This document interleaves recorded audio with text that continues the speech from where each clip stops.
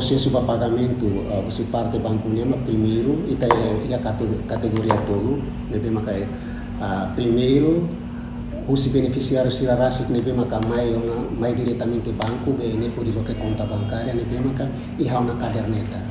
Então etapa primeiro beneficiário tem que falir ministério MSLN ou ministério MSLN emite esse pagamento. Como beneficiário para veteranos, bele lori o idane mai para o CBNF, bele halo processo pagamento. Nini requisitos makanisane. Lori bisa pagamento no Ministério Veteranos, MSLN, lori mos cartão BI nebe maka válido, copy cartão eleitoral, certidão RDTL, certidão batismo.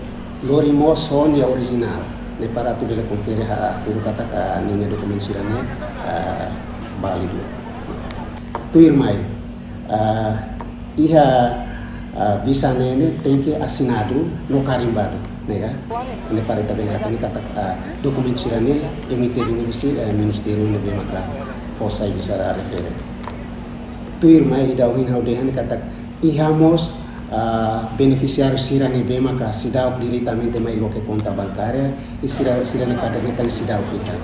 Então idanemos primeiro sira tem que ba ministério na fatin para retam bisa pagamento. Bisa pagamento ne tem que assinado no carimbado. Ho idane sira mai fali a banco para banco pela halo processo pagamento.